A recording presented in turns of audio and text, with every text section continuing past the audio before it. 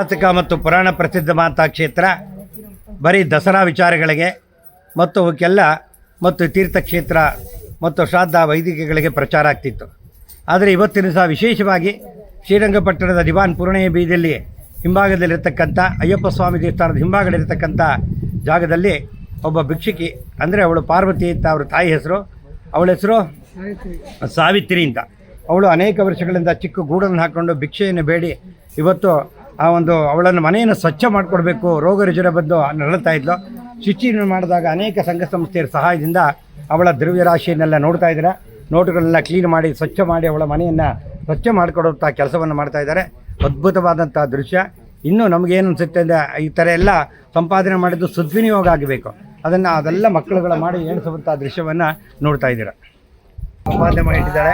ಇವತ್ತು ನೋಡಿ, ಇದು 98 ರೂಪಾಯಿ ಕೊಡ್ತಾರೆ. ಈ $1 ಕೊಟ್ಟರೆ ಪ್ರೆಸೆಂಟ್ 98 ರೂಪಾಯಿಗಳು ಇದಕ್ಕೆ ಬರುತ್ತೆ. ನೋಡಿ, ಒಂದು ನೋಟಿಗೆ 98 ರೂಪಾಯಿ ಬರುತ್ತೆ ಇವತ್ತು. ಎಲ್ಲಿದ್ದು ಭಿಕ್ಷೆ ಬರ್ತಿದ್ದು ಇದು ರಂಗನಾಥನ ಭಿಕ್ಷೆ ಬೇಡ್ತಿರಿದ್ದು ಎಲ್ಲ ಕಡೆ. ಗಂಗಾಧರೇಶ್ವರ ಸ್ವಾಮಿ ದೇವಸ್ಥಾನ ಜಾಸ್ತಿ, ಅಕ್ಕಪಕ್ಕ ಎಲ್ಲ ಕಡೆ ಹೋಗ್ತಿದ್ದು. ಆ ದೇವಸ್ಥಾನಗಳಲ್ಲಿ ಹೊಳೆ ಹತ್ರ ಎಲ್ಲ ನದಿಗೆ ಬರ್ತಾರಲ್ಲ, ಸ್ನಾನ ಮಾಡಿ ಪಿಂಡ ಪ್ರದಾನ ತರ್ಪಣ ಮಾಡಿದವರೆಲ್ಲ ಅವಳು ಕೊಟ್ಟಿರ್ತಾರೆ. ಏನು ಇವರು ಯಾರು ಇವರು? ಅವರು ಮೊದ್ಲಿಂದ ಹಳೆ ಕಾಲದಿಂದ ಈ ಊರಲ್ಲಿ ಅವರು ಒಬ್ಬ ಬ್ರಾಹ್ಮಣ ಜನಾಂಗದಲ್ಲೇ ಹುಟ್ಟಿದಂತ ತಾಯಿ ತಂದೆಯವರು. ಅವರು ಶ್ರೀಮಂತರಾಗಿದ್ರಂತ ಆ ಕಾಲದಲ್ಲಿ. ಇವಾಗ ಬರ್ತಾ ಬರ್ತಾ ಅವರ ಮಲತಾಯಿ ಒಬ್ರು ಅನ್ಯಾಯ ಮೋಸ ಮಾಡೋದಕ್ಕೆ ಬೀದಿಗೆ ನೂಕ್ಬಿಟ್ಟಿದ್ದಾರೆ ಒಬ್ಬ ಮಗಳನ್ನ. ಅವ್ರು 40 ವರ್ಷದಿಂದ ನಾನ್ ಕಂಡಂಗೆ ಈ ಊರಿಗೆ ಮದುವೆ ಆಗಿ ಬಂದ್ಮೇಲೆ ಡಾಕ್ಟರ್ BN ಪದ್ಮನಾಭನ ನಾವು ಮದುವೆ ಆಗಿ ಬಂದಾಗ ಇವ್ರು ರೋಡಲ್ಲಿ ಹೋಗ್ತಿದ್ದಿದ್ದು ನೋಡ್ತಿದ್ದೆ ನಾನು. ಅವಾಗ್ಲೇ ಅನಾಥರಾಗಿ ಬೀದಿಗೆ ಬಂದ್ಬಿಟ್ಟಿದ್ರು. ಆವಾಗ ಅವ್ರಿಗೆ ಒಂದು ನಮ್ಮ ಮನೆಯಲ್ಲೇ ಒಂದು 5-6 ವರ್ಷ ನೆಲೆಯನ್ನ ಕೊಟ್ಟು ನಾವು ಇರಿಸ್ಕೊಂಡಿದ್ವಿ. ಆಮೇಲೆ ನಾವು ಮನೆ ಕಟ್ಟಬೇಕಲ್ಲ, ಕಾರಣಾಂತರದಿಂದ ಮುನ್ಸಿಪಾಲ್ಟಿ ಸಹಾಯ ತಗೊಂಡು ಈ ಗೌರ್ಮೆಂಟ್ ಜಾಗದಲ್ಲಿ ಅವ್ರಿಗೊಂದು ಚಿಕ್ಕದಾಗಿ ಒಂದು ಮನೆಯನ್ನ ನಿರ್ಮಾಣ ಮಾಡಿಸ್ಕೊಟ್ವಿ. ನಂದೀಶ್ ಅವರ ಸಹಯೋಗದೊಂದಿಗೆ ಅದನ್ನ ಮನೆಯನ್ನ ನಿರ್ಮಾಣ ಮಾಡಿದ್ವಿ. ಅವ್ರು ಸುಖವಾಗಿದ್ರು.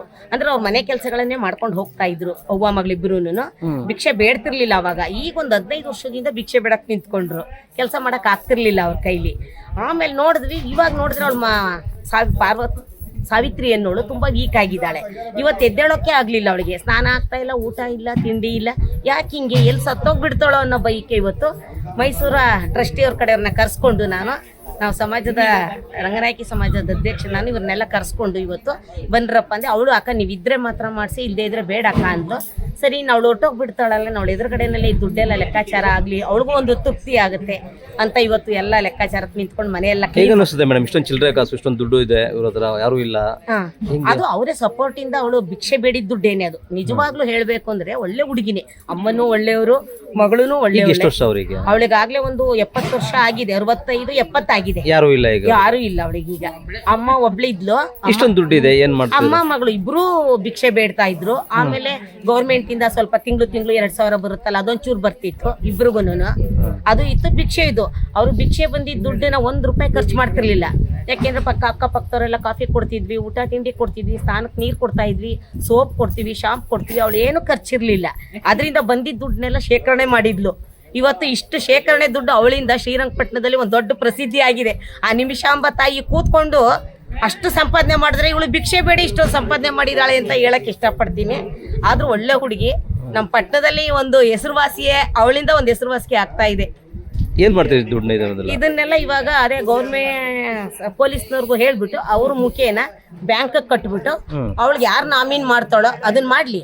ನಾನು ಅದಕ್ಕೆ ಹೇಳ್ದೆ ಗುರುಗಳೇ, ನೀವೇ ಎಲ್ಲರಿಗೂ ಊಟ ದಾನ ಅನ್ನದಾನ ಮಾಡ್ತೀರಿ, ಯಾಕೆ ಯಾರ್ಯಾರಿಗೋ ಹೋಗ್ಬೇಕು, ನೀವೇ ತಗೊಳ್ಳಿ ಎಲ್ಲಾನು, ಬೇಕಾದ್ರೆ ನಾವೇ ಸಮಾಜದಿಂದ ಎಲ್ಲ ಸೈನ್ ಮಾಡ್ಕೊಡ್ತೀವಿ ಅಂದ್ವಿ. ಇಲ್ಲಮ್ಮ, ನೀವು ಮಾಡಿದ್ರು ಅದು ಗೌರ್ಮೆಂಟ್ ಕಡೆಯಿಂದನೇ ಹೋಗ್ಲಿ ಅಂದಿದ್ದಾರೆ. ಬೇಕಾದ್ರೆ ನಾಮೀನ್ ಅವ್ರಿಗೆ ಮಾಡಿಸ್ತೀವಿ, ಅದೇ ದುಡ್ಡಲ್ಲಿ ಅವರು ಒಂದು 50 ಜನಕ್ಕೂ 100 ಜನಕ್ಕೂ ಕನ್ಯಾದಾನ ಸೇವೆನ ಮಾಡ್ಲಿ ಅಂತ ನಾನು ಇವತ್ತು ಹೇಳಿದ್ದೀನಿ. ಯಾಕೆಂದ್ರೆ ನನ್ನ ಹೆಸರು ವಿಶಾಲಾಕ್ಷಿ ಅಂತ, ನಾನು ರಂಗನಾಯಕ ಸಮಾಜದ ಅಧ್ಯಕ್ಷೆ.